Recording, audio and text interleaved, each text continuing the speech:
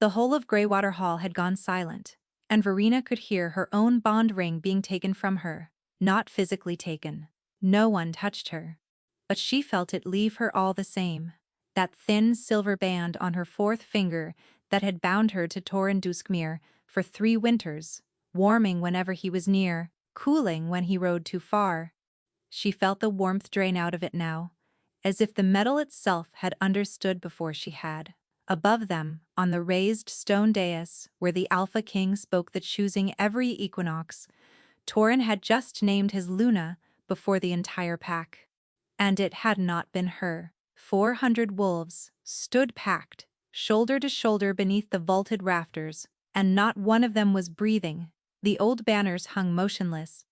The braziers along the walls had stopped their crackling, or perhaps she'd simply stopped being able to hear them over the roaring in her ears.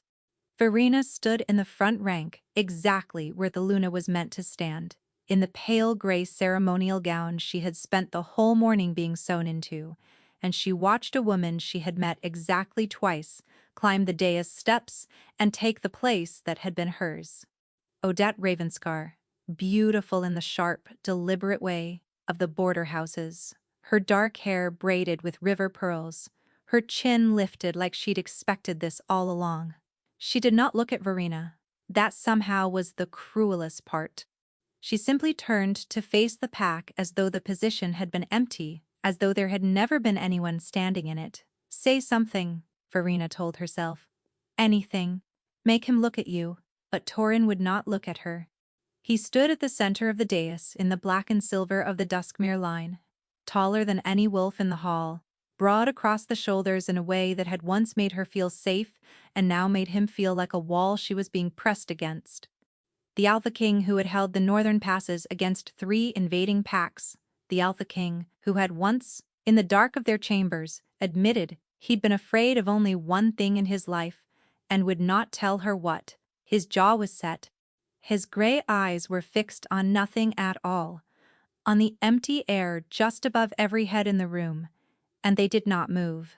They did not once flick toward the woman he had bonded, wed, and called his own for 3 years. That refusal was its own answer. She understood it the way you understand a wound, not the pain, first, but the wrongness, the this should not be, arriving a full second before it began to hurt. Somewhere behind her, a pup began to cry, and was hushed. An old woman near the wall made the moon sign over her own heart, the gesture wolves used at a graveside.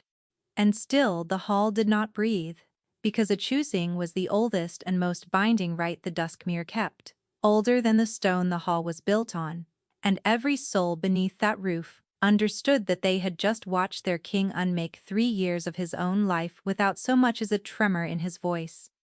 They were waiting to see what the discarded Luna would do. She could feel the weight of that waiting, like a hand pressing between her shoulder blades. In the reach of Valemore, a passed-over mate was a thing of shame.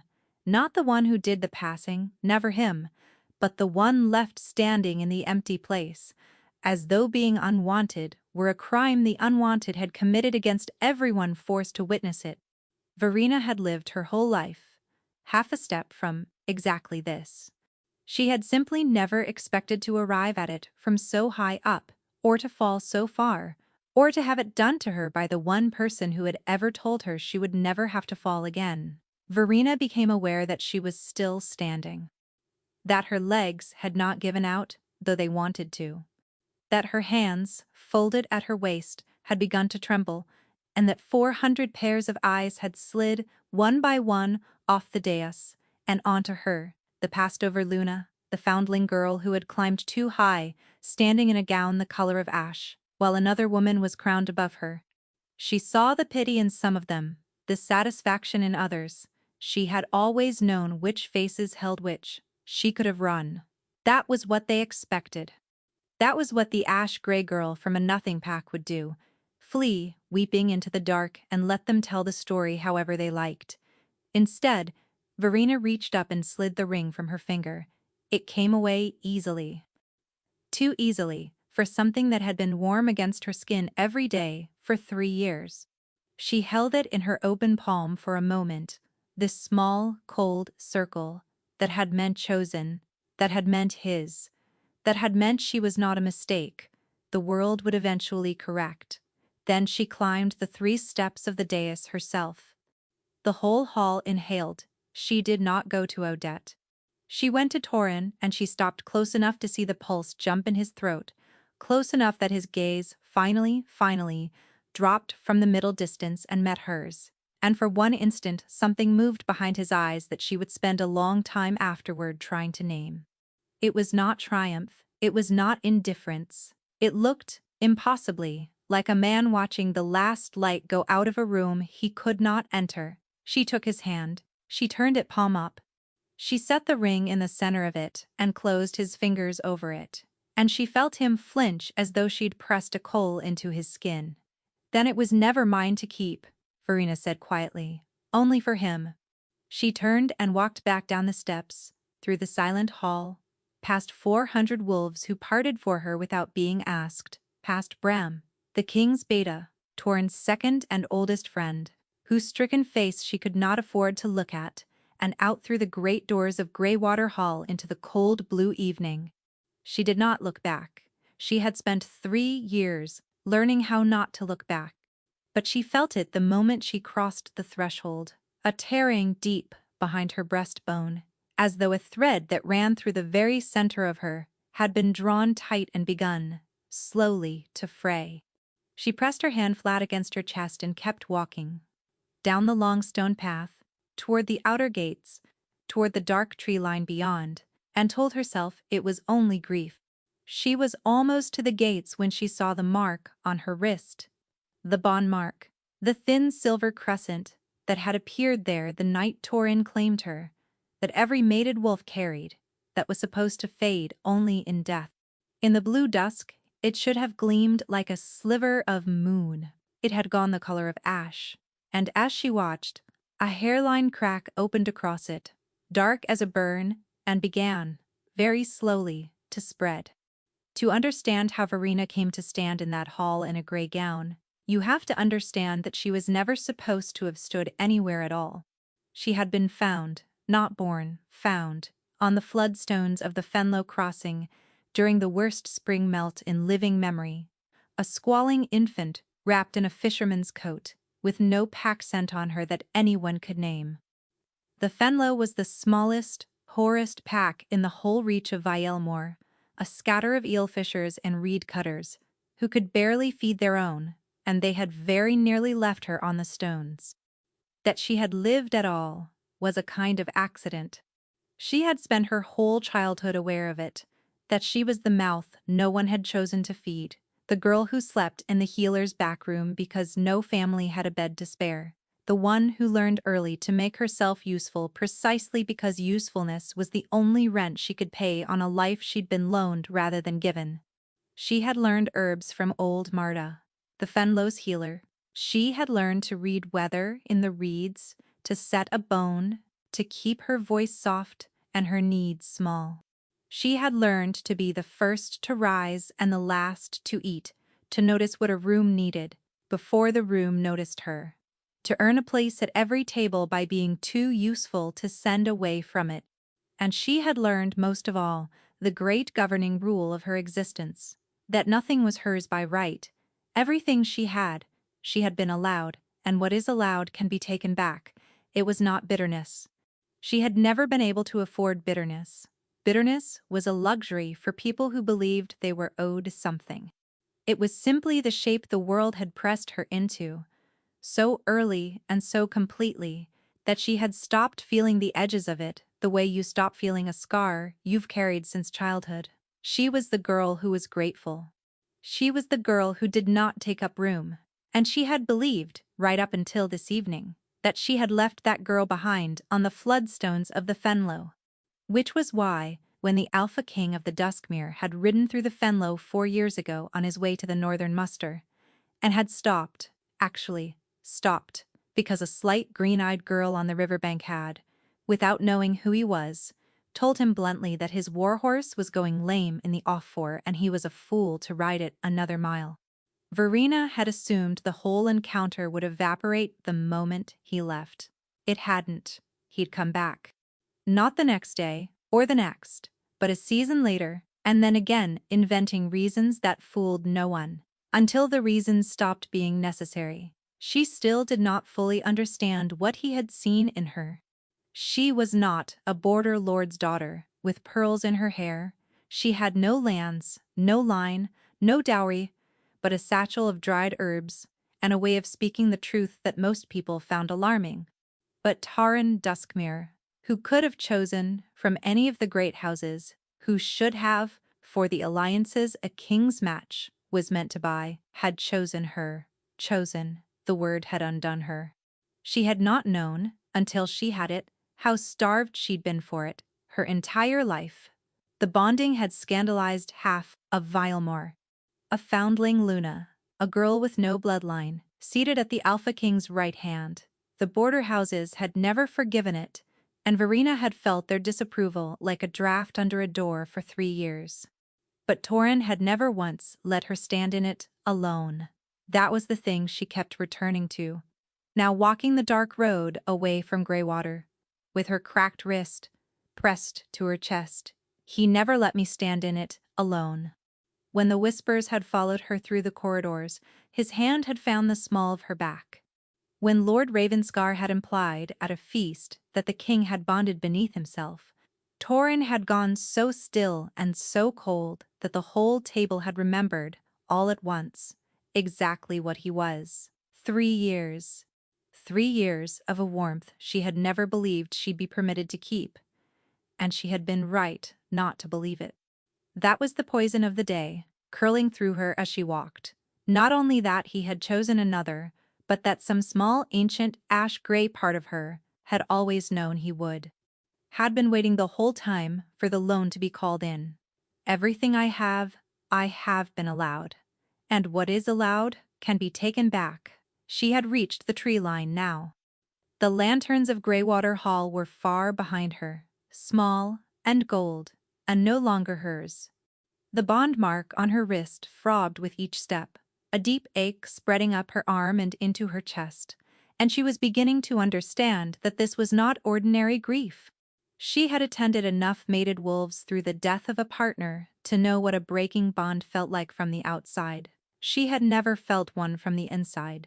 She had not known it would feel like this, like something with roots was being pulled out of her a fiber at a time. She stopped, leaned against a black pine, made herself breathe. He looked at me. At the very end, he had looked at her, and his face had not been the face of a man discarding a burden. She turned the memory over, the way she'd been taught to turn over a symptom that didn't fit the diagnosis. The border houses had wanted Odette Ravenscar as Luna for years.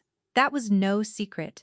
The Ravenscar pack held the eastern salt roads and half the Reach's grain, and an alliance with them was worth more than any king's affection.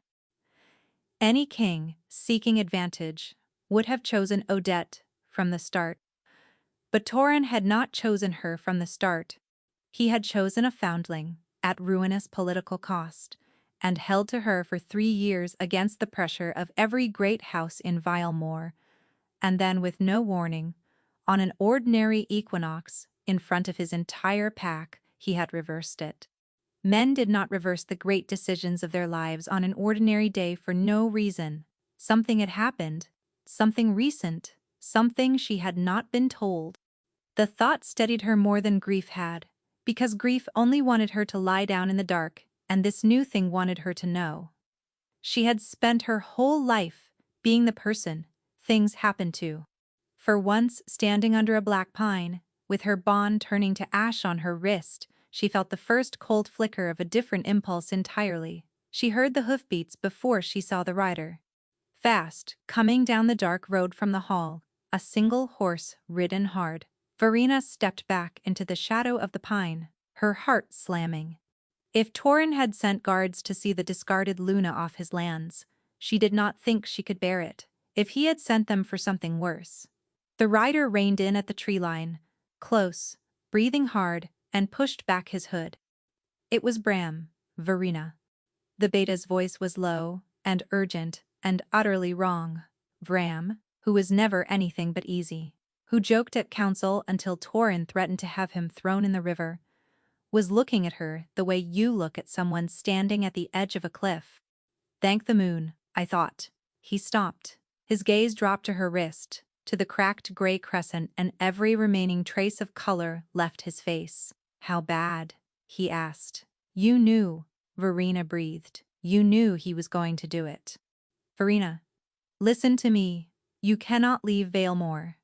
Bram swung down from the horse hands raised, as though gentling a spooked animal. I know how that sounds.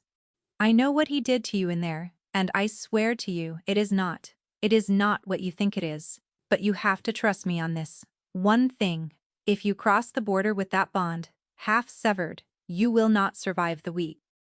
Verena went very still. What did you say? Bram looked back over his shoulder toward the distant gold lanterns of the hall, as if he could already hear someone coming, and when he turned back to her, his voice had dropped to almost nothing. He didn't choose Odette, Bram said. He bought you a little more time, and he's going to hate himself for it either way. Please come back inside before the crack reaches your heart. Verena did not go back inside. She wanted to. Some traitor part of her wanted. Nothing more than to let Bram lead her back through those doors, back toward the warmth she'd walked out of. But 3 years of standing in the border house's disapproval had taught her something about doorways. That once you let someone watch you walk back through one you've made a point of leaving, you hand them the story forever. And she had just, in front of 400 wolves, made a very great point of leaving. No, she said. I'm not going back into that hall, but I'm not crossing the border either. Not yet. Tell me what you meant, Bram. Bram's jaw worked. He was caught, she could see, between an urgency that wanted her safe behind walls and something else. Some vow, some order that had sealed his mouth. In the end, the urgency won only halfway. Not here, he said. There's a keeper's cottage on the old orchard road, empty since autumn. You'll be inside Duskmere land, so the bond won't tear the way it would past the border, but you'll be off the hall grounds. Away from, he hesitated, from her people. Stay there tonight. I'll come at first light and tell you what I can, which is more than I should and less than you deserve. He pressed something into her hand, a heavy iron key, still warm from his fist. Swear to me you'll be there. Not the border. Swear it. The ache in her wrist had spread to her elbow now. She was in no condition to argue, and she knew it. I swear, she said. He remounted, then paused, looking down at her with an expression she would think about for a long time afterward. Grief, and guilt, and something almost like hope, all tangled together. For what it's worth, Bram said, when you put that ring in his hand and told him it was never yours to keep, you have no idea what that did to him. You think you humiliated yourself in there tonight. He shook his head slowly. You didn't. You're the only one who walked out of that hall with everything still intact. Then he was gone, hoofbeats fading into the dark, and Verena was alone on the orchard road, with an iron key and a bond turning to ash. The keeper's cottage was small and cold, and smelled of apples long since carried away. And Verena had never in her life been more grateful for 4 walls and a door she could bar. She got a fire going, with hands that shook from cold, from the bond, from the slow cresting understanding of everything the night had been. She wrapped herself in a dust sheet, pulled off the single bed, and she sat before the little hearth and made herself examine her wrist in the firelight the way she would examine a patient, because being a healer was the one solid thing she had left to stand on. The crescent had gone, the gray of cold ash. The crack that split it had widened and sent finer cracks branching off it, and along those cracks the skin had begun to darken, not like a bruise, but like the edge of scorched paper. When she pressed the mark, cold radiated out from it, not the numb cold of a dead limb, but an actively spreading cold, as though winter were leaking into her from that one small point and working outward toward her heart. If you cross the border with that bond half severed, you will not survive the week. She was not certain she would survive the week regardless. She had never heard of a breaking bond that behaved like this. When a mate died, the surviving wolf grieved, sometimes terribly, sometimes fatally, but the mark simply faded, gently, over a season, like a scar going white. It did not crack, it did not spread cold, like a poison with an appetite. Whatever was happening to her was not the clean severance of a bond ended by choice or death. It was something being done to the bond, something deliberate. She had spent 3 years being told, in 100 small ways, that she did not truly belong at the Alpha King's side, and so the simplest story, the one the border houses would tell by tomorrow, was the easiest to believe, that the king had come to his senses, set the foundling aside, and taken a proper Luna, and that the girl's own body was now failing from the shame of it. It was a tidy story. It required no villain and no mystery. It asked her to believe only the one thing she had always been most ready to believe, that she had never been enough. And that, precisely, was why she distrusted it. Verena had learned as a healer that the diagnosis a frightened patient reaches for first is almost never the true one. It is only the one they already feared. The cold in her wrist was not shame. Shame did not crack silver like ice cracks a pond. Something with intent was unmaking her, thread by thread, and intent meant a hand, and a hand meant a reason. He bought you a little more time. Bought it from whom? And with what, if not with her? Exhaustion took her before she found an answer.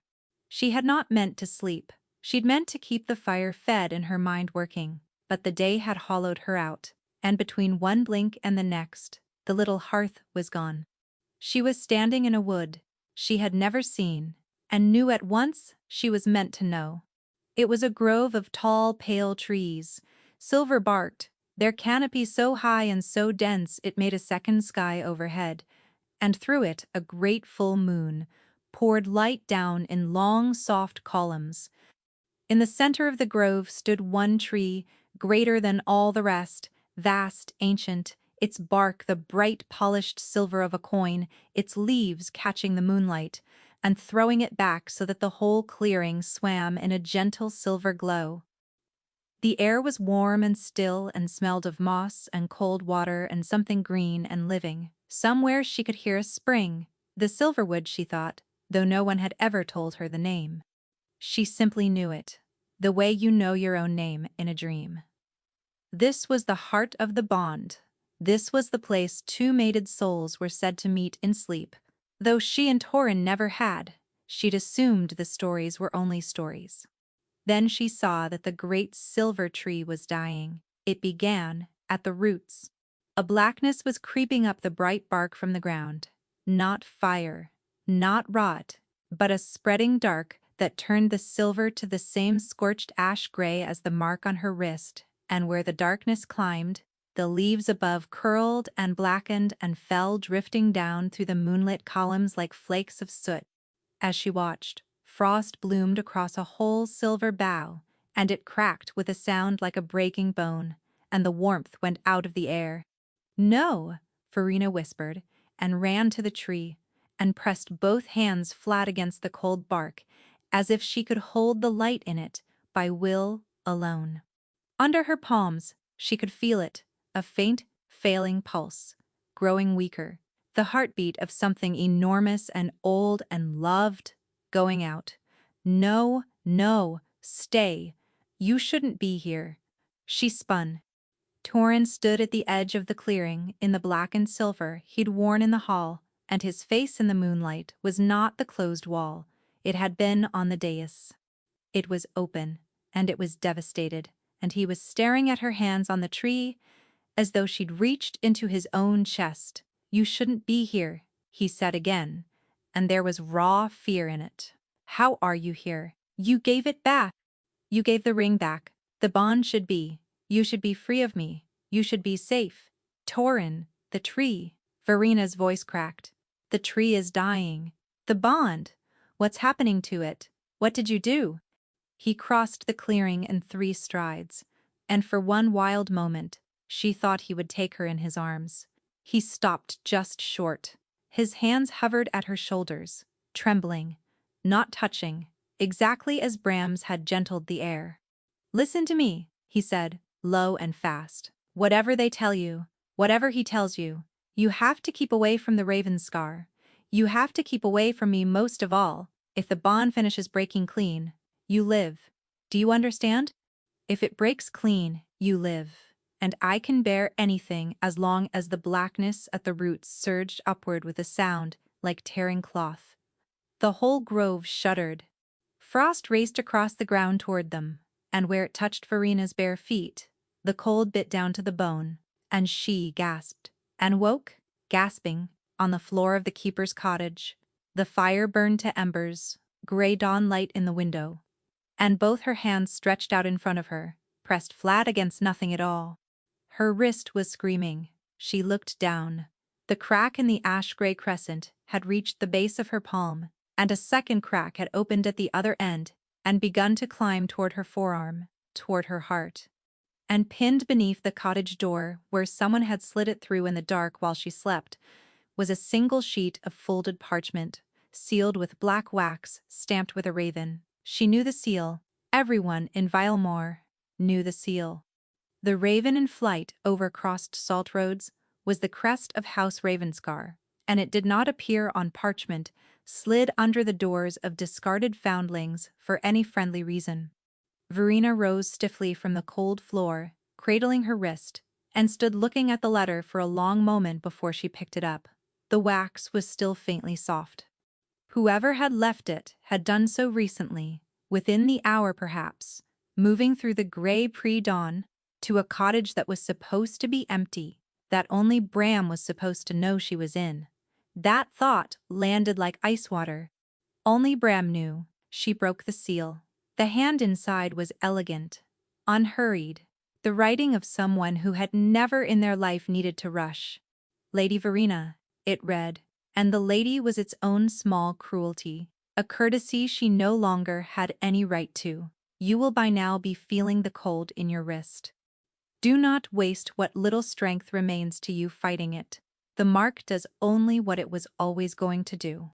I write not to gloat, which would be beneath us both, but to offer you a kindness that no one else in this reach will trouble to offer. The king did not set you aside from cruelty, nor from any failing of yours.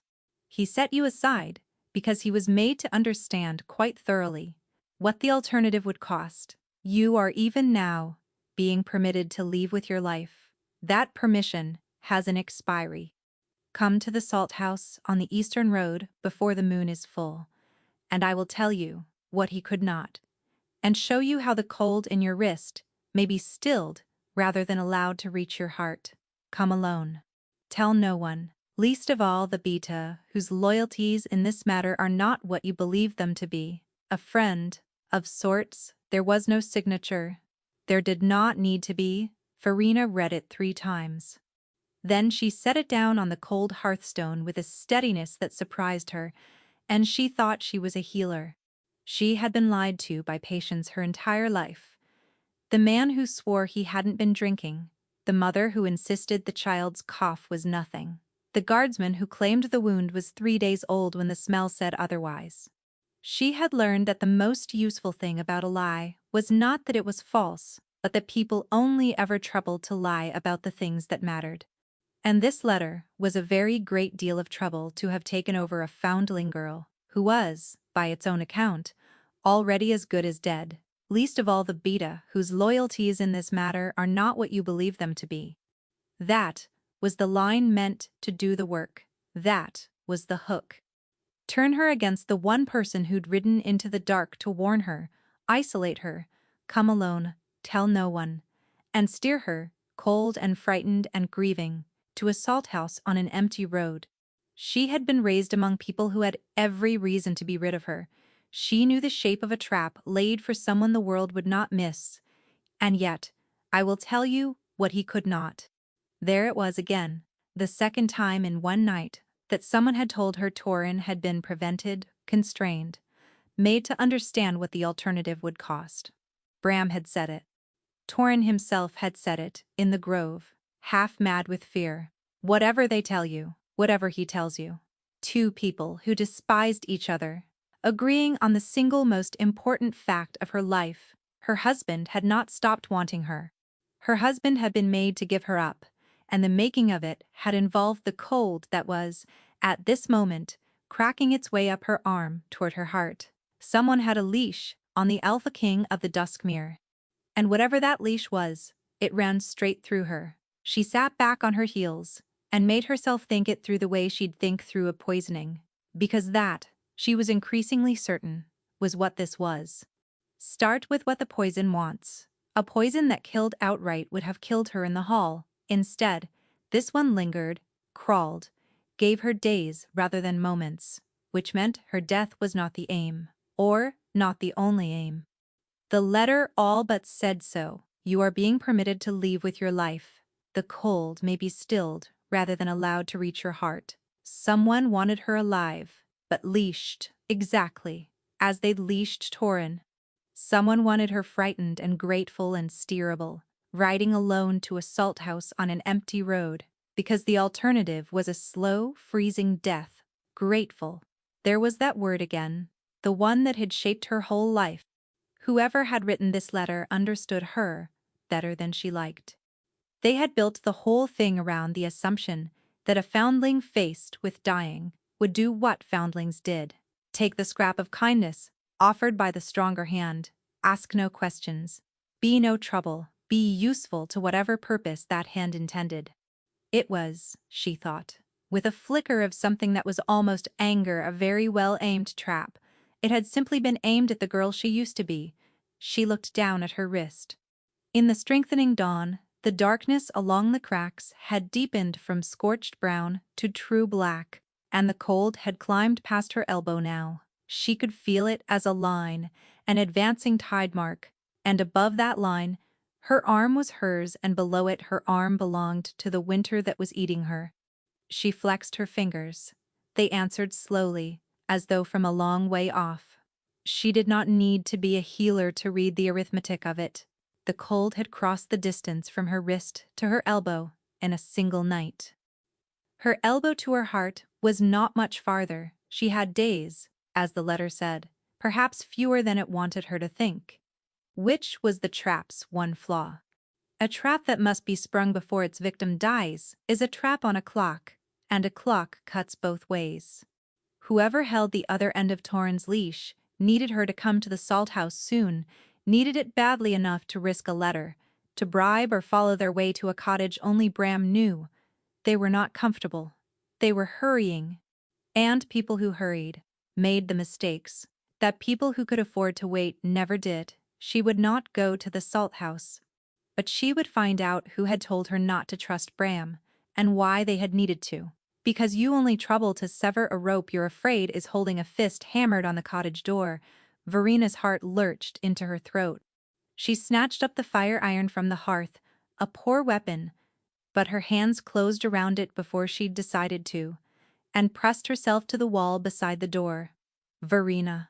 Bram's voice, low, ragged, and unmistakably frightened. Verina, open the door please, we don't have time. She didn't open it. You said first light, she said through the wood.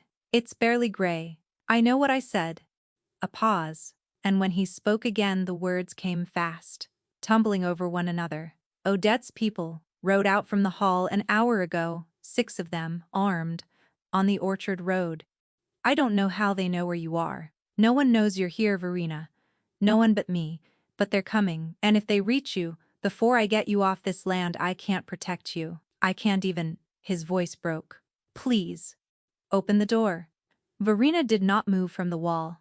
Her mind was working very fast and very cold, the way it did over a patient who was failing in front of her, when panic was a thing she could not yet afford. Everything Bram said might be true. The riders might be real. His fear certainly sounded real. And Bram had never in the years she'd known him been able to feign a feeling. It was half the reason Torin trusted him, and half the reason the council didn't. If she barred this door against him and the Ravenscar riders truly were coming, she would die in this cottage of her own suspicion, and Bram with her. But how many people knew where you were sending me tonight? she asked through the door, keeping her voice level. One. Me. That's the whole point, Verena. I gave you a place, no one. Then explain the letter. Silence on the other side of the wood. Into it she said, someone slid a sealed letter under this door before dawn. House Ravenscar's seal. It knew about the cold in my wrist. It knew exactly which cottage I was in. This cottage. The one only you knew about. And it went to a great deal of trouble to tell me one thing above all others. She heard her own pulse in her ears. It told me not to trust you.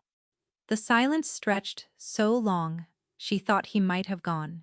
Show it to me, Bram said at last, and his voice had changed. The raw urgency was still there, but under it now was something flat and careful and afraid in a wholly different way. Verena, slide it under the door, please. If that seal is what you say it is, then they've had eyes on me since last night. And that means the 6 riders aren't the danger. The danger is already inside the hall, and it's been inside it a lot longer than tonight. A breath. And it means the one thing I was ordered never to tell you is the only thing that might keep you alive. Verena looked down at the parchment on the hearthstone, black raven seal gleaming faintly in the dawn. No one knows you're here, Verena. No one but me. But someone had slid a letter under this door in the dark. Someone had known exactly where the beta had hidden her. The one place, the only place, that only Bram was supposed to know. She looked at the door. She looked at the fire iron in her white-knuckled hand. And for the first time since she had climbed those dais steps and pressed a cold ring into a warm palm, Verena did not know whose voice on the other side of a door she could afford to believe. Bram, she said slowly, not lowering the iron. How did you know which cottage to send me to? For a long moment, there was nothing but the crackle of the dying fire and the cold advancing up her arm. Then Bram answered, and he did not answer the way a guilty man answers. Because it's mine, he said through the door. The cottage. My grandfather was the orchard keeper here. I was whelped in that back room you slept in. It isn't on any ledger of the halls. It's held in my mother's name. And in 11 years, I have told exactly no one it exists. That's why I sent you there, Verena. Because it was the one place in all of Valemore that belonged to me, and to no one at the hall. A pause, and his voice dropped. Which means if a Ravenscar letter found it before dawn, then they are not guessing, and they did not follow you. They followed me. They have been reading me like a book, and I never felt the eyes. Do you understand what that costs me to say? She did. Bram's whole worth to Torin was that he saw what others missed. For him to admit he'd been watched without knowing it was for him to hand her the knife and bare his own throat. Verena unbarred the door. Bram looked 10 years older than he had in the hall. He took in the fire iron, still in her fist, without flinching. Took in her wrist, the black cracks reaching now past her elbow. And his face did something complicated and awful. He did not try to embrace her. He crouched, picked up the raven-sealed letter she'd slid across the floor toward him, and read it once fast, his jaw tightening line by line. A friend, of sorts, he read aloud, and laughed without any humor in it. She always did enjoy her own manners. He looked up. This is Sabine Ravenscar's hand, Odette's grandmother. Odette is the face they put in the hall because a face is what a choosing needs, but the hand on the reins has always been the old woman's. Bram. Verena's voice came out steadier than she felt. What is she?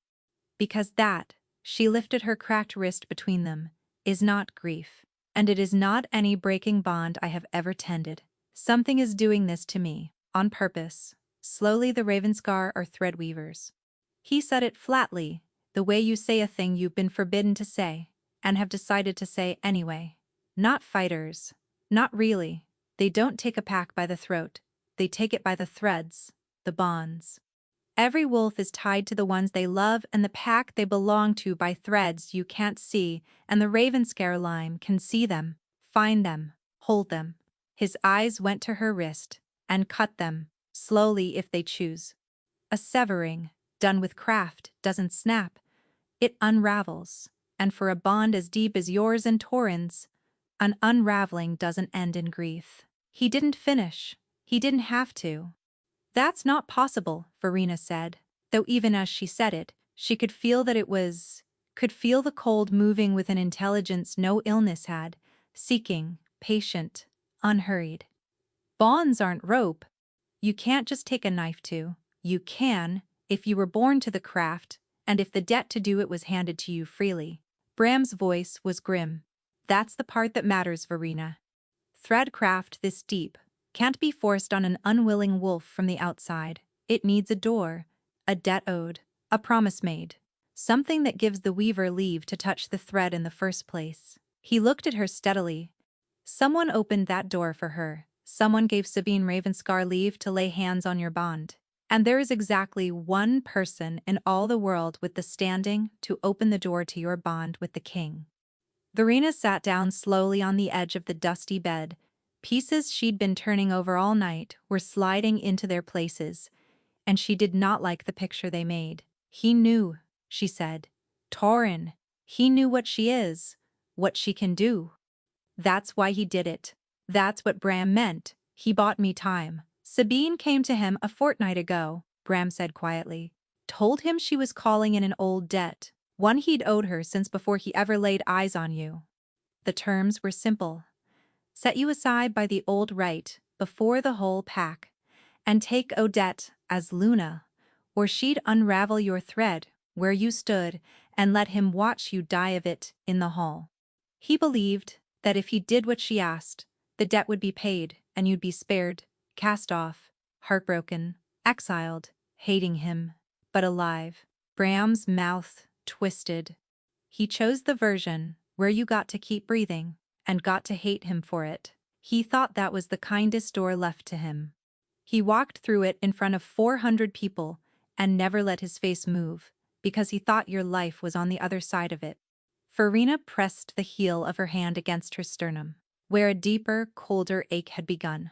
Faint, but new, and lower than her arm. Then it isn't working, she said, whatever bargain he thought he made. He gave her everything she asked for. He set me aside, he married her line, and she's still unraveling me. She met the beta's eyes. She was never going to spare me, was she? Ram went very still. No, he said. I don't think she was.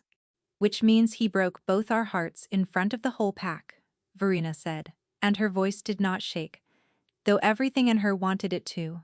For nothing. The cold surged, a hard, bright pulse of it, and she gasped and folded forward. Bram was at her side in an instant, one hand hovering at her shoulder, and where his hand came near her wrist, she felt, faintly, briefly, the cold ease, a hair's breadth, a held breath of relief. Then he shifted back, and it returned. They both felt it. Bram's eyes widened. Pack thread, he breathed. You're still bound to the Duskmere through me, through all of us. The pack bond, not the mate bond. Near your own pack, on your own ground, near the ones tied to you, the unraveling slows. It can't feed as fast.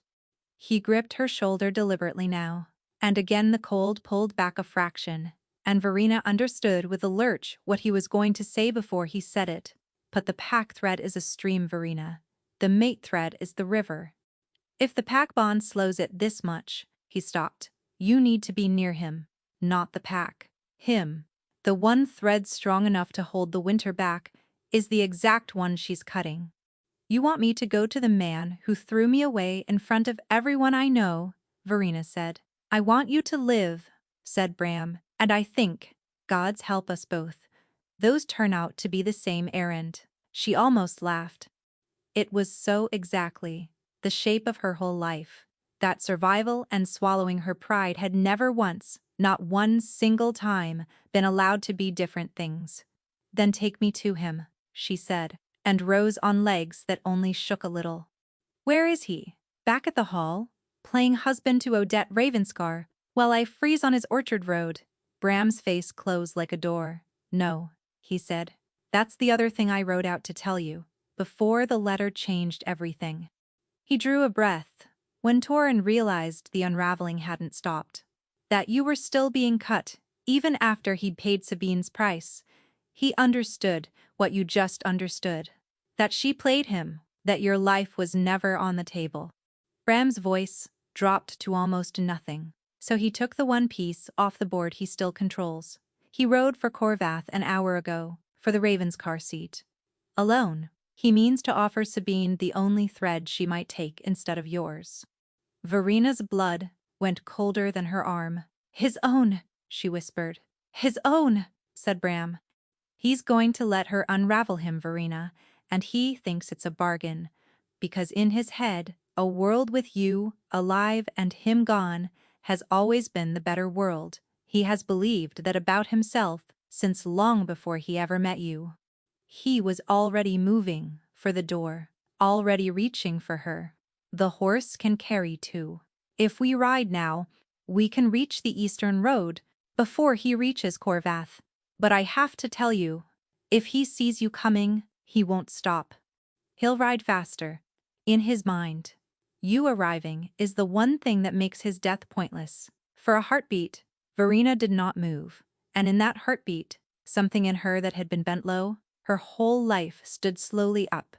Because she saw it now, saw the whole shape of it laid out plain, in man riding alone to his death to spare her, and telling no one and asking no one, exactly the way she had spent 30 years, asking no one for anything.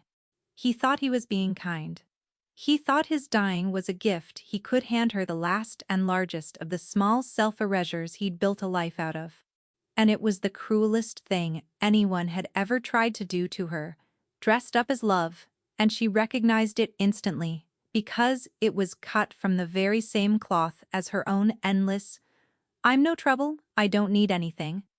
Two people who did not know how to be loved, both of them trying to disappear, each convinced that disappearing was for the other's sake. She was done disappearing.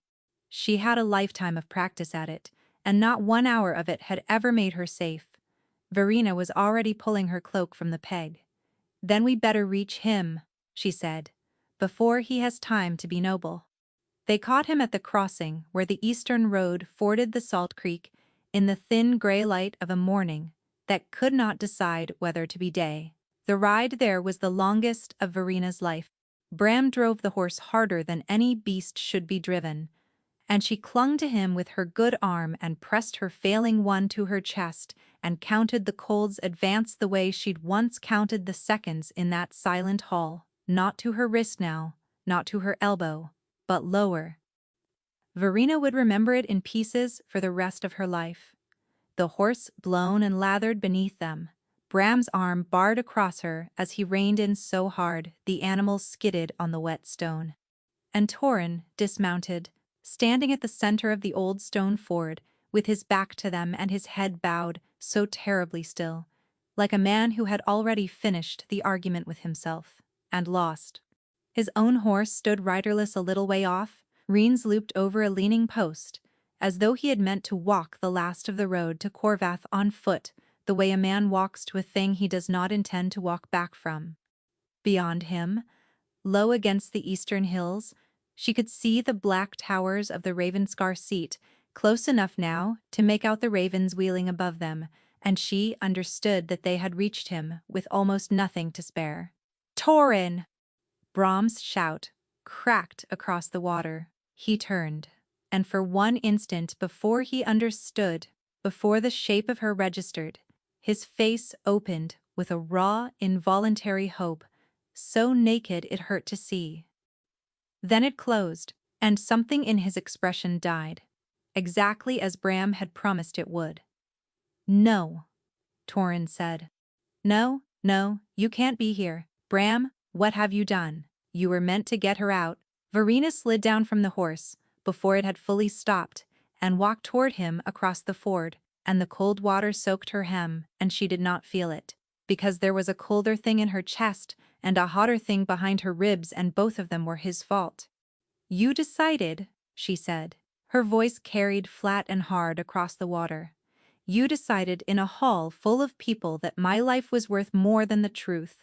You decided I'd be better off hating you than knowing you. And now you've ridden out to decide, all by yourself, that the world is better with you dead in it. You have decided every single thing about my life this past fortnight. Torin Duskmere, and you have not asked me one question. Because you'd have chosen wrong. It broke out of him, ragged, the king's control gone. You'd have chosen me. You'd have stood in that hall and refused to let go, and she'd have unraveled you where you stood, and I would have had to watch. His voice failed. I have watched enough people die because they were bound to me, Verena. I will not watch you. If the only way to keep you out of her reach is to make you leave, or to take myself off the board so there's nothing left to bargain with, then that is the price, and I will pay it gladly. And you do not get a vote. There it is, Verena said softly, and stopped a pace from him. You think loving you is what put me in danger. So the loving thing, the only loving thing you can imagine, is to take yourself away. You've done it your whole life, haven't you? Given people your absence, and called it a gift. He flinched as though she'd struck him. I'm right, she said, and now her voice did shake, because she had spent her whole life on the other side of exactly this, and had never once had the words for it until now. I know you're right, because I've spent 30 years being the girl no one chose, and I built my whole self around, never taking up room, never asking, never being a burden, and here you are, the most powerful wolf in Valemore, and underneath all of it, you're doing the same thing I am. Making yourself small, making yourself gone, deciding that the people you love are safer without you, so you never have to risk being the reason they're hurt. Tears stood in her eyes and she let them. We are the same, Torin. And I am so tired of both of us. He flinched as though she'd struck him. You don't understand what it is, he said low. To be the danger.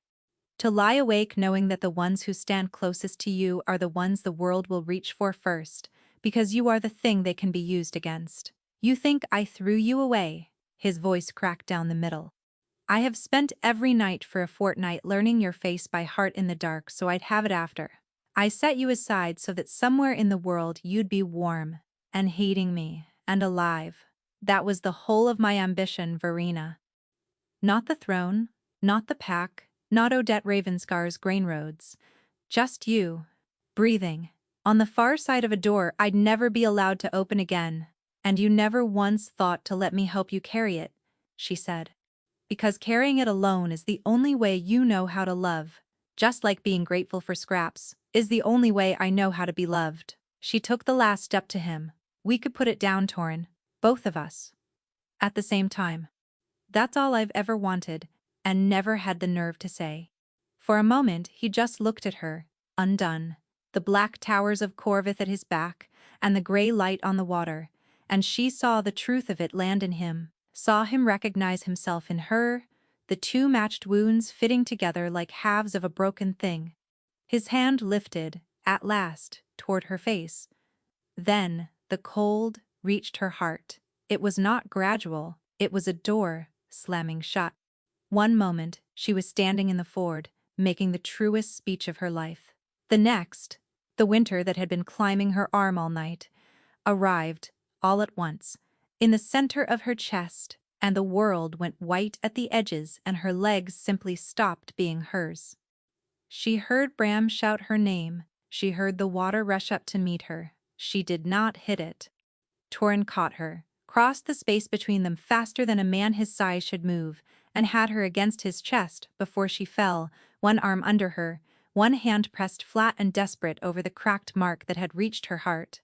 And where he touched her, the cold screamed and recoiled, the way a fire hisses when you throw water on it, the whole unraveling thread flaring bright and hot and alive under his hand, fighting the winter back inch by inch.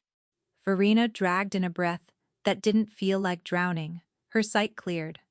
She was looking up at his face, close, the way she hadn't been allowed to for a fortnight, and he was weeping, openly, this man who never let his face move. Stay, he was saying. Stay, stay. I've got you. Stay. That's the first thing you've asked me. She managed, instead of decided. Something broke open in his face at that. Not grief this time, but a kind of terrified wonder, as though after a fortnight of certainty he had just been handed a thing he did not know how to hold. His hand pressed harder over her heart, and the thread flared brighter, and for one impossible moment, the winter in her chest was not advancing at all. It was retreating.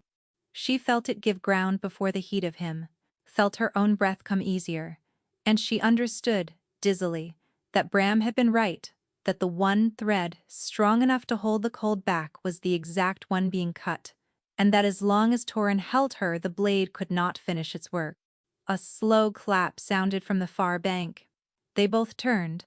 On the eastern side of the ford, where the road climbed toward Corvath's spires, an old woman had come down to the water's edge on foot, unhurried, wrapped in raven gray, flanked by 6 riders. Verena knew them at once, for the 6 Bram had seen leave the hall before dawn. Not hunters sent to run her down at the cottage, as he'd feared, but the matriarch's own escort, riding ahead to attend their mistress here, at the ford where she had known all along the chase would end. She was small and straight-backed and entirely unremarkable, which was somehow the most frightening thing about her. And between her raised hands she held a taut, shining, invisible something that Verena could not quite see, but could suddenly, horribly feel. A thread, drawn tight, humming with the cold that was in her own chest. When the old woman's fingers moved, the cold moved. It was that simple and that obscene. A whole life held between 2 withered hands, like a bit of embroidery. "Well," said Sabine Ravenscar. "Both of you? And the little beta too. How efficient." "I did so hope I wouldn't have to send anyone in after her." She smiled at Torin, and it was almost kind.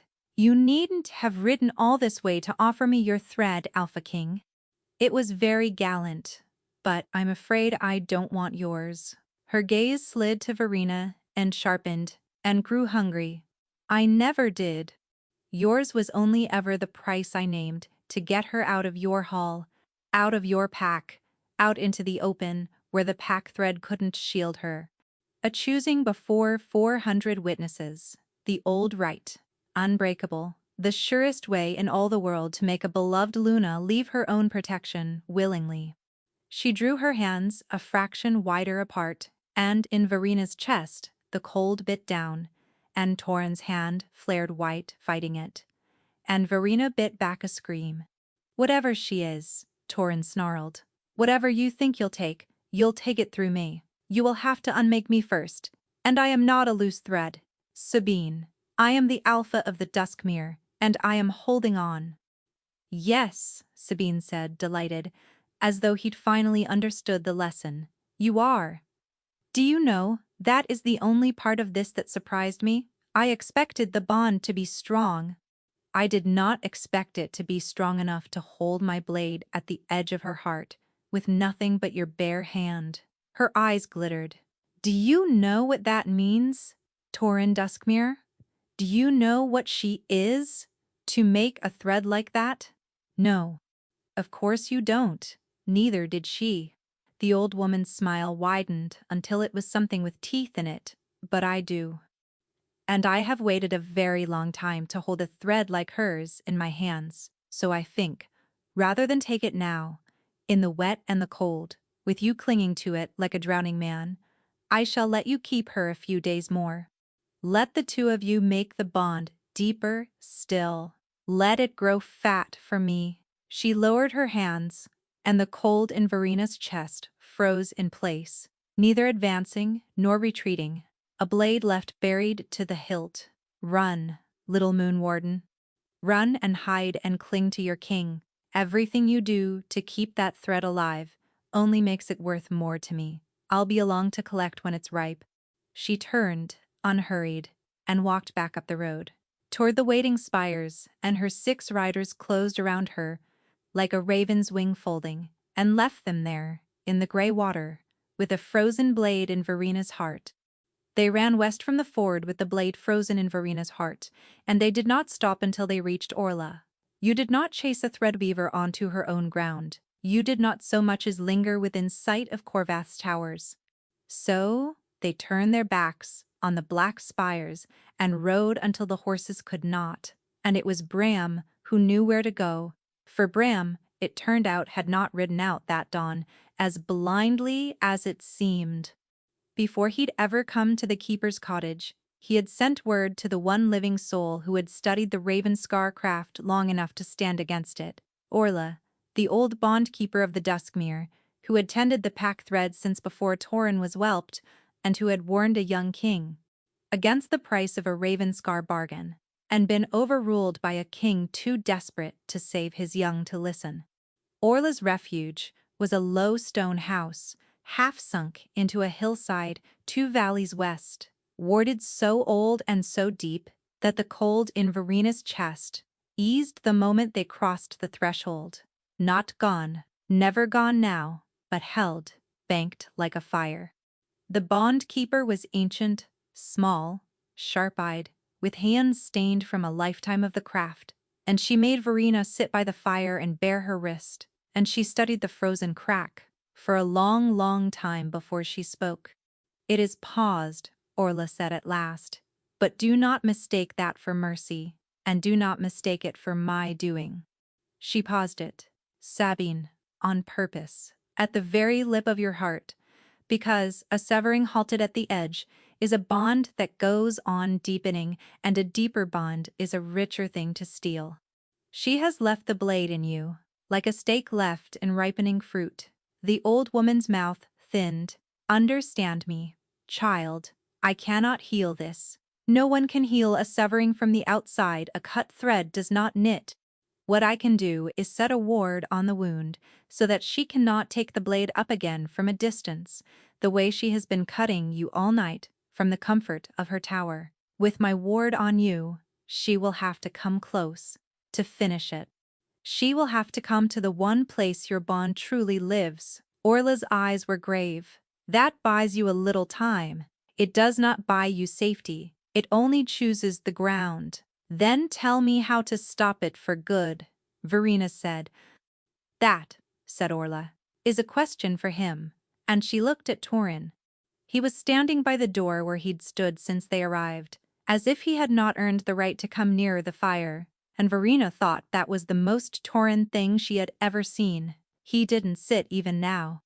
But he began at last to talk, and the whole shape of the last fortnight, of the last 4 years, of the man himself, turned over in the firelight, as he did.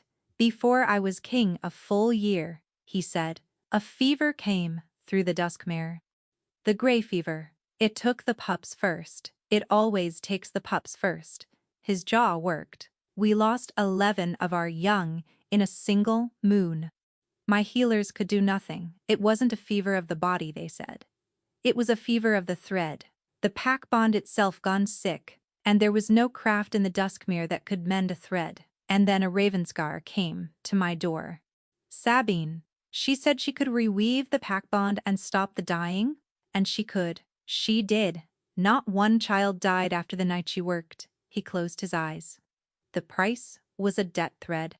A single claim to be called at a time of her choosing, on a bond of her choosing. I was young, and I was burying children, and I would have promised her the sun." He opened his eyes and looked at Verina, and the guilt in them was an ocean. "I did not know, when I met you, that I was the most dangerous thing that could happen to you. I did not know that loving me made you a thread she could one day claim. By the time I understood what I'd done, that I'd painted a mark on you the day I'd bonded you, it was already done, and the only thing I could think to do with the knowledge was carry it alone and pray she never noticed you."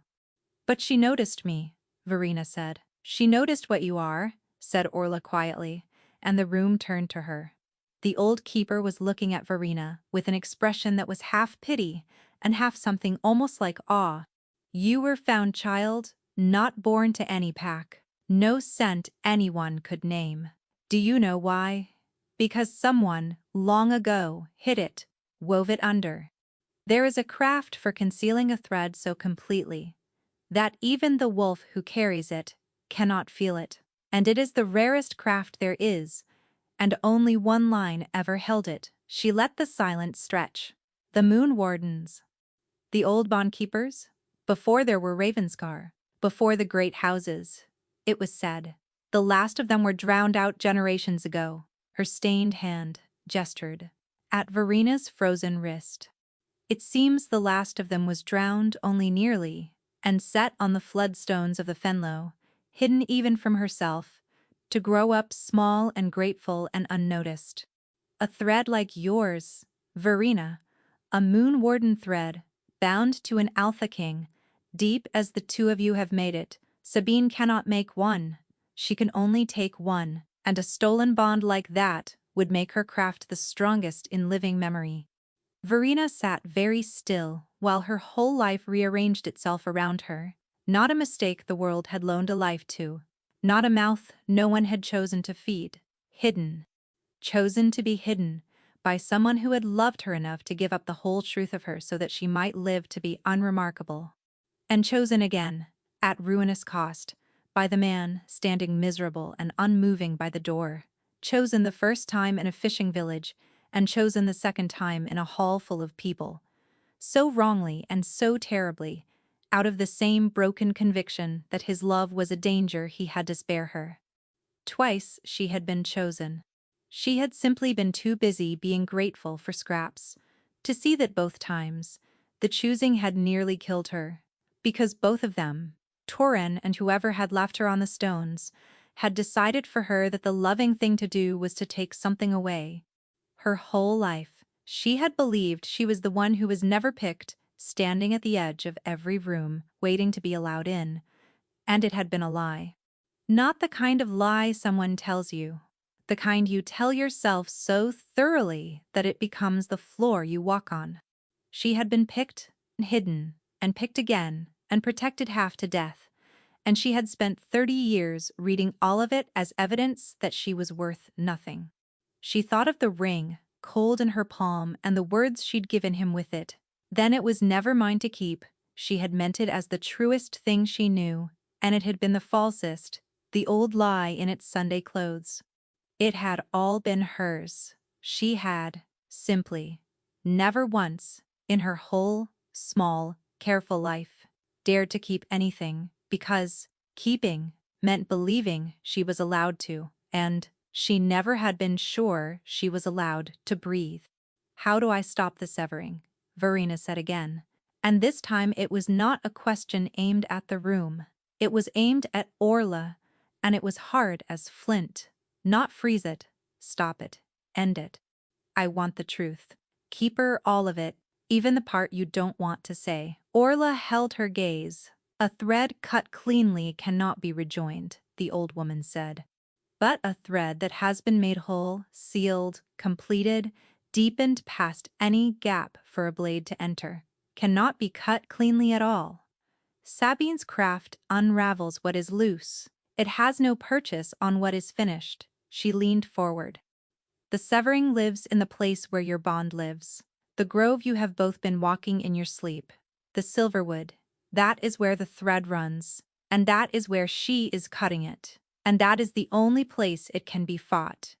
If the two of you go there together, willingly, both of you, no more choosing for each other, no more noble absences, and finish what you began 3 years ago instead of letting it be unmade, then there will be nothing left for her to take. Orla sat back. But here the cost, to go in willingly, is to stop hiding. The moment you make that bond whole, every thread weaver in Vilemore will feel a moon-warden bond blaze up like a beacon. You will never be small, again. Sabine will come for it with everything she has, on the ground where it lives. Her eyes were kind and terrible. I can freeze the blade a while longer. I can send you both to run, and hide you as best an old woman can, and you may even buy a few years. Or, you can walk into that grove tonight and stop being the girl the world was allowed to take pieces from, and fight for the one thing that was always truly yours. The fire cracked. The cold sat frozen at the edge of Verena's heart. She looked at Torin by the door, who had spent his whole reign believing the kindest thing he owned was his absence. And she stood and crossed the room to him, and took his hand, the first time she had touched him by her own choice since the hall, and turned it palm up, the way she had once turned it to give the ring back. No more deciding for me, she said. Come into the Silverwood. Choose me where I can see you do it. His fingers closed around hers. To the end of it, he said. They lay down together on the narrow bed in Orla's warded house, in the last of the firelight, and for the first time in a fortnight, Verena did not have to be led, or ordered, or carried to Torin's side. She went to it. He drew her in against his chest, careful of the frozen blade at her heart, and she felt his breath stir her hair, and she felt the old keeper's voice, from the doorway, low and steady, guiding them down. Don't reach for sleep, Orla murmured. Reach for each other. The grove will open where the two of you meet. It did. Between one breath and the next, the firelight was gone, and the silver wood rose around them. But oh, it was dying now, far past the slow decay Verena had glimpsed before. The great silver tree, at the heart of the grove, stood black to its highest branches, its bark scorched to the color of the mark on her wrist, and frost sheeted the ground in every direction, and the warm green smell of moss and cold water had been replaced by ash. The columns of moonlight fell thin and gray through a canopy nearly bare. Somewhere, the spring had frozen mid-flow. It was the coldest place Verena had ever stood, and it was the inside of her own bond, and it was almost gone. But this time, she was not alone in it, and neither was he. There, Torin breathed, and she followed his gaze to the base of the tree, where a single thread, silver once, ash now, ran up out of the frozen earth and into the blackened trunk, and along it, patient as always, the cold was climbing. The severing, made visible at last, here in the place where it lived. We finish it, Verena said. The bond. Here, where she can't reach to cut. That's what Orla said. A thread made whole gives her nothing loose to take. She turned to him, and the gray light caught the green of her eyes, and she made herself say the thing she had spent her whole, small, careful life never daring to say, but I won't have it done to me, Torin. Not even this. Not even the saving of my own life. I'm done being the thing that gets decided. So, I'm asking, do you choose this? Do you choose me not to spare me, not to protect me, not because it's the only door left, but because you want to keep me, and you're allowed to want that? His hands came up to frame her face, and there was no wall left in him at all. I chose you in a fishing village before I knew what it would cost, he said.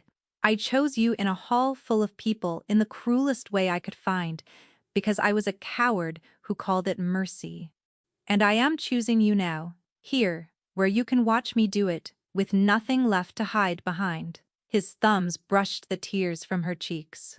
I don't want to protect you from a distance for the rest of my life, Verena. I want to be close enough to be dangerous. I want to keep you. I'm allowed to want that. Say you'll let me. I'll let you, she whispered. And I choose you back, out loud, where everyone can hear. And she kissed him, there in the frozen heart of the dying grove. And the bond they had been letting the world unmake, thread by thread, they took back into their own two hands and made whole. It was not like the bonding had been 3 years ago. All instinct and hunger. It was a decision, made together, spoken, and meant. Two people who had spent their whole lives making themselves small and gone, choosing at the same moment to be seen and to stay. And where their choosing landed, the grove answered. Warmth bloomed up out of the frozen ground. The ashen thread at the base of the tree flushed silver from root to branch, bright and living. Frost hissed back off the bark. High above, bare black boughs shivered and put out leaves of new silver that caught the strengthening moonlight and threw it down in warm, bright columns, and the frozen spring cracked and ran, and the killing cold went out of the air. And in the center of Verena's chest, the blade that had been buried at the edge of her heart, shattered like ice under a hammer, and simply melted, gone, she gasped with the sudden warmth of it. The silver wood was alive again. Their bond blazed at its heart like a struck star. And of course, that was the moment Sabine came. She walked into the grove out of the thinning dark, and for the first time the elegant composure was gone from her face, because a moon-warden bond made whole. is a beacon that can be seen from anywhere in the realm, and she had felt it blaze, and she had come to it starving. Behind her, dragged along by a gray thread knotted cruelly around her wrist, stumbled Odette, pale, exhausted, her river pearls tangled, looking about the impossible grove, with the wide eyes of someone who had not chosen to be there, any more than Verena had chosen the hall. "No," Sabine said, and now her voice shook. "No, you were meant to let it ripen, not seal it, you foolish children. You've put it beyond." She raised her hands, and the gray thread at Odette's wrist snapped taut, and Odette cried out, and Verena understood the last piece of it all at once. "She's leashed you too," Verena said to Odette, her own granddaughter. "You were never the bride. You were just the other hand she needed to hold the knife." "I never wanted the hall," Odette gasped. "I never wanted him. She said if I refused, she'd unravel my mother." Sabine wrenched the thread, and the girl's words broke into a sob. And something rose in Verena that had been sleeping her whole life under a craft laid over her on the floodstones of the Fenlo, something that knew, without being taught, exactly what she was looking at when she looked at the shining threads in Sabine Ravenscar's hands. Because concealment was the rarest craft of the old bond-keepers, the moon-warden craft, the weaving under of a thread so deep the wolf who bore it could not feel it, and the unmaking of a weave is only the concealing of it run backward. Verena had been hidden by that craft. It had lived in her hands her entire life, waiting, and now, in a grove blazing with her own made whole bond, it woke. She did not reach for Sabine. She reached for the debt thread, the old gray knot that ran from Sabine's hand to the very root of Torin, the promise made to save 11 dying young, the leash that had let the old woman touch their bond in the first place. Verena took it between her fingers, and it was cold and ancient and knotted with a craft centuries deep, and she did what her drowned bloodline had always done best.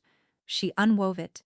Thread by thread she took the debt apart, gentle and total, until there was nothing left in Sabine's grasp but frayed gray, nothing. No claim, no purchase, no leash on the Alpha King of the Duskmere, or on the bond at the heart of the grove. And she reached across, and did the same for the cruel knot at Odette's wrist, and it fell away, and the girl dropped to her knees in the silver grass, free. Sabine Ravenscar stood in the blazing grove with empty hands, and for the first time in her long life, she looked exactly as old as she was. "You cannot," she whispered. "That craft is drowned." "The last of them is standing in front of you," Verena said. "You spent your whole life hunting a thread strong enough to make you unstoppable. You should have let mine alone. You woke it up."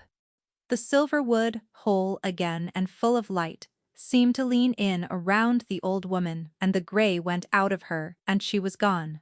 Not dead, Verena thought, only undone, her borrowed hold on the threads of the world unraveled all at once by the one craft that had ever outmatched her own.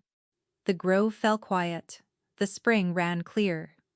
Odette lifted her head, weeping and free. And Verena turned back to Torin, in the warm silver light of a bond that no one in all the world could cut now, and found she did not have to say anything at all. The curse did not lift all at once, because that is not how any of it works. The cold was gone from Verena's chest for good, and the mark on her wrist had healed to a bright, unbroken silver crescent that warmed whenever Torin was near, but the harder wounds, the old ones, took longer. Torin still woke, some night certain. He was a danger to everyone he loved, and reached for her in the dark, to be sure she was still there, and still breathing. Verena still caught herself some mornings, trying to earn her place, rising first, taking up no room, being useful before she let herself be wanted. 30 years of believing you are a life. The world was merely loaning, does not undo itself in one blazing night in a grove. But they were learning, that was the thing. They were learning it together, out loud, instead of each carrying it alone in the dark. When he tried to disappear for her sake, she called it by its name and made him stay.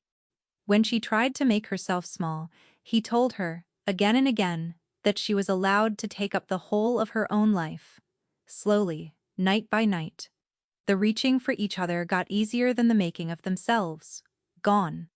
The court did not know what to do with a foundling Luna, who turned out to be the last of the drowned bondkeepers, and Verena found, to her own surprise, that she no longer much cared what the court knew what to do with. Odette Ravenscar went home to the eastern salt roads and, freed of her grandmother's threads, turned out to be a rather good and honest steward of them, and in time an unlikely friend. Bram took entirely too much credit for the whole affair. Orla said very little and smiled a great deal. And on an ordinary morning, months later, Verena woke slowly to pale light and the warmth of a man who was, at last, sleeping soundly through the dawn. No frost, no fog, no thread being drawn quietly towards some old woman's tower. She lay still and watched him breathe, and felt the silver crescent warm on her wrist, and understood that she was not being allowed to be here. She simply was here. It was hers. She had chosen it, out loud. She closed her eyes and let herself keep it.